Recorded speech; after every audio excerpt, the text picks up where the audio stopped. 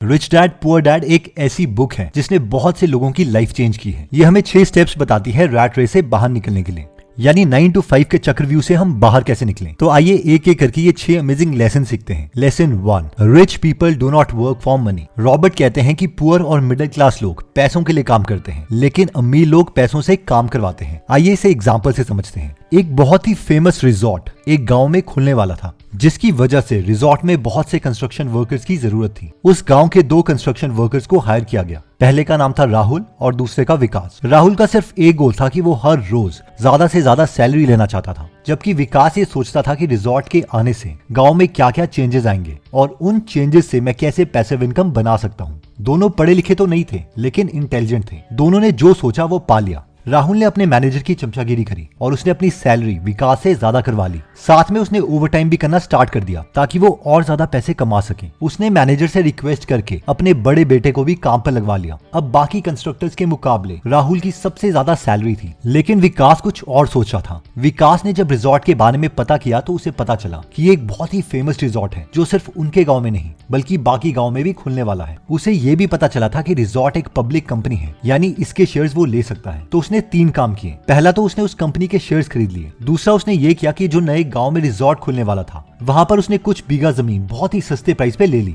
और फाइनली उसे पता था कि जब ये रिजॉर्ट कंप्लीट हो जाएगा तो कंस्ट्रक्शन वर्कर्स की जरूरत नहीं रहेगी, लेकिन वहां पर जो एम्प्लॉइज आएंगे उन्हें उसी गांव में रहना पड़ेगा, क्योंकि रिजॉर्ट अपने बड़े मैनेजमेंट के अलावा बाकी छोटी पोजीशंस वाले एम्प्लॉइज को घर नहीं दे रही है। इसलिए उसने वहां पर अपनी छोटी सी जगह पर पीजी बना लिया। जब 5 साल के बाद रिजॉर्ट पूरा हुआ तो राहुल की जॉब चली गई और उससे कहा गया कि अगर उसे दोबारा काम चाहिए तो उसे 100 किलोमीटर दूर जो दूसरा रिजॉर्ट बन रहा है वहां पर जाके काम करना पड़ेगा। राहुल को समझ नहीं आ रहा था कि वो इस ओल्ड एज में कहाँ जाए। वहीं पर रिजॉर्ट खोलने पर विकास के शेयर्स का प्राइस इंक्रीज हो गया। साथ में उस रिजॉर्ट के स्टाफ विकास के बनाए पीजी में रहने लग गए, जिसकी वजह से उसे पैसिव इनकम आना स्टार्ट हो गई। और साथ में जो जमीन उसने दूसरे गांव में खरीदी थी वहां पर उसका प्राइस भी इंक्रीज हो गया। विकास को पता था कि अब उसे नौकरी की जरूरत नहीं है और वो पीजी से आ रहे पैसों से दूसरे गांव में भी पीजी बनाएगा। इन शॉर्ट स्टोरी की लर्निंग ये है कि विकास जैसे रिच माइंडसेट वाले लोग थोड़े टाइम के लिए पैसों के लिए काम करते हैं, लेकिन वो जानते हैं कि फ्यूचर में उन्हें पैसिव इनकम सोर्स भी बनाना है ताकि उन्हें काम ना करना पड़े। लेसन नंबर 2 आता है व्हाई टीच फाइनेंशियल लिटरेसी।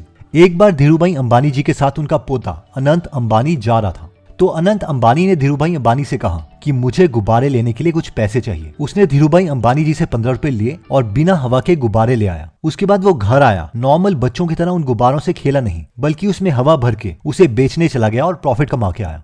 मैंने जाकर गुब्बारे की पैकेट खरीदी और हवा तो फ्री होता है, तो हवा भर दी और बेचने चला गया।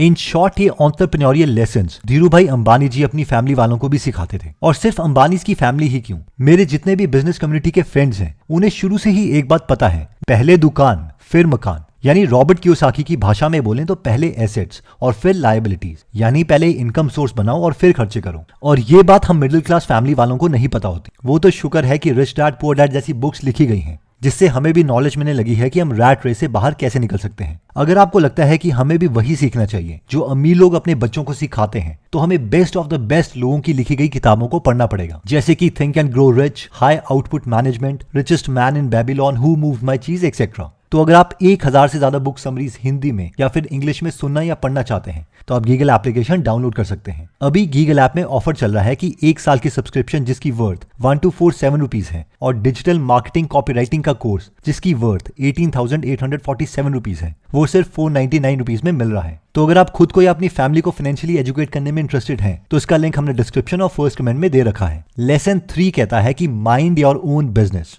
रॉबर्ट कहते हैं कि जहां पर पुअर और मिडिल क्लास मेंटालिटी वाले लोग सैलरी मिलते ही पहले लोगों के बिल चुकाने लग जाते हैं, जैसे कि बिजली का बिल, पानी का बिल एक्सेट्रा, और उसके बाद बचे हुए पैसों को सेव करते हैं। वहीं पर जो रिच मेंटालिटी वाले लोग हैं वो सबसे पहले पैसों को सेव करते हैं और उसके बाद बचे हुए पैसों से बिल्स भरते हैं। प्रेम गनापति अपने दोस्त के साथ मुंबई आए थे, लेकिन उनका दोस्त उन्हें छोड़ के चला गया। एक तमिलियन ने प्रेम की मदद करी और उन्हें मंदिर ले गया ताकि लोग उन्हें वापस तक की टिकट के लिए पैसे दे सकें, लेकिन प्रेम ने जाने से मना कर दिया। प्रेम ने वहां एक रेस्टोरेंट में बर्तन धोने की जॉब स्टार्ट करी प्रेम चाहते थे कि उन्हें कोई वेटर की जॉब दे दे, लेकिन उन्हें ये जॉब नहीं मिली। फिर एक दिन एक डोसा रेस्टोरेंट वाले ने उन्हें अपने रेस्टोरेंट में चाय बनाने की जॉब दे दी। प्रेम चाय तो बहुत अच्छी बनाते थे, लेकिन उसके साथ साथ बाकी लोगों से बात करने में वो बहुत अच्छे थे, जिसकी वजह से उनके टी स्टॉल्स में बाकी टी स्टॉल्स के कंपैरेटिवली 3 गुना बिक्री होती थी। एक बार एक कस्टमर ने बोला कि मैं पैसे लगाता हूँ और हम दोनों अपना मिलकर एक टी स्टॉल खोलते हैं और इस बिजनेस में हम 50-50% के ओनर होंगे। प्रेम मान गया और वो स्टॉल अच्छा भी चला,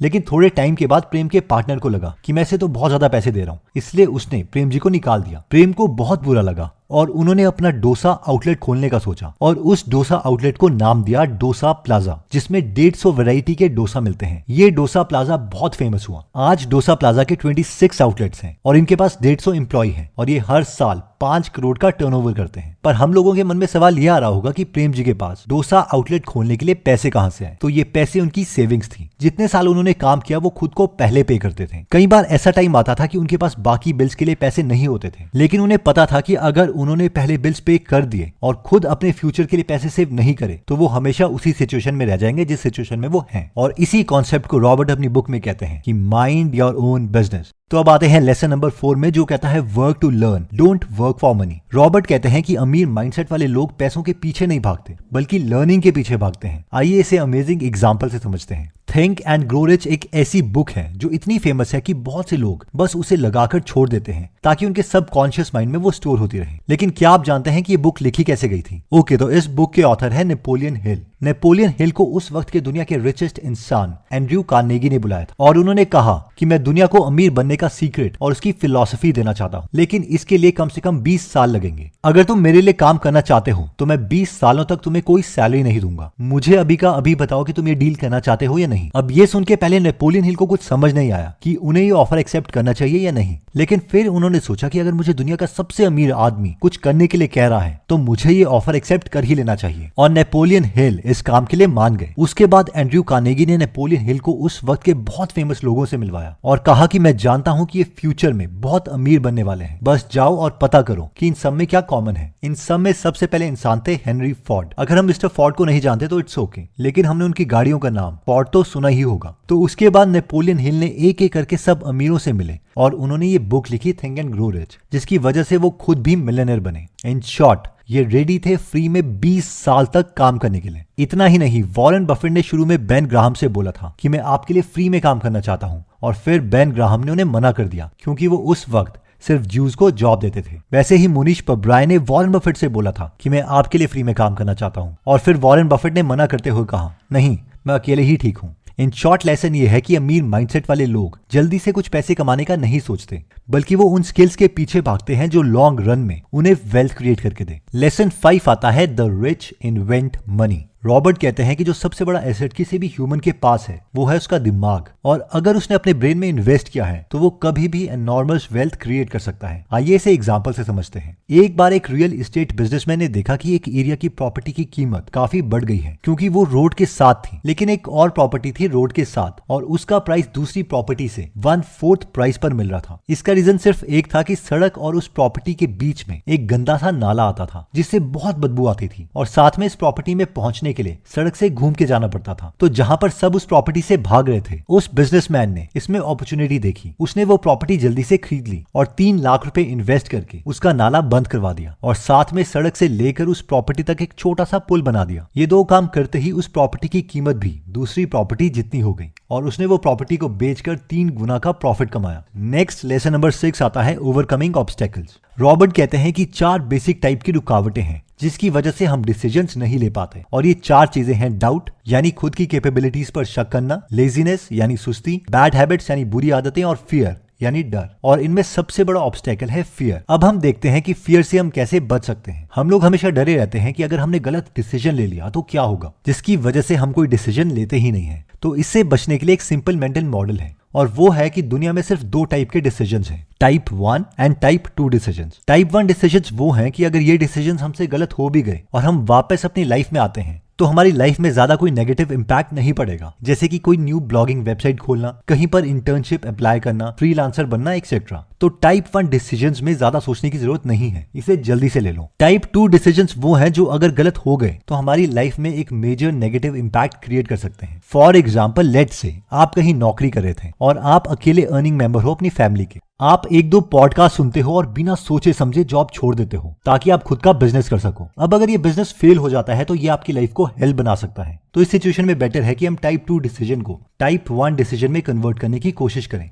और फिर एक्शन लें। जैसे कि इस केस में आप जॉब के साथ ही और मेहनत करो और बिजनेस स्टार्ट करने की कोशिश करो। अगर आपका बिजनेस चल पड़ता है और आपको सैलरी से 3 से 4 गुना पैसा आ रहा है और आपको लगता है कि अब आपका बिजनेस स्टेबल भी है, तो उस वक्त पर जॉब छोड़ो, क्योंकि इस वक्त ये हमारे लिए टाइप 1 डिसीजन है। आई होप ये 6 लेसन हमें याद रहेंगे और ये 6 लेसन हैं। Lesson 1, rich people do not work for money. Lesson 2, why teach financial literacy. Lesson 3, mind your own business. Lesson 4, work to learn, don't work for money. Lesson 5, the rich invent money. Lesson 6, overcoming obstacles. Also Giggle application एक अच्छा source है जहां पर हम अपनी financial knowledge improve कर सकते हैं और इस एप्लीकेशन का लिंक हमने डिस्क्रिप्शन और फर्स्ट कमेंट में दे रखा है। एनीवेज दोस्तों, अगर आप ऐसी नॉलेजेबल वीडियोस मिस नहीं करना चाहते तो सब्सक्राइब करने के बाद बेल का बटन दबाना मत भूलिएगा। आप कमेंट करके ये भी बता सकते हैं कि आप नेक्स्ट वीडियो किस टॉपिक पर चाहते हैं। जल्दी हम आपसे दोबारा मिलेंगे। जय हिंद।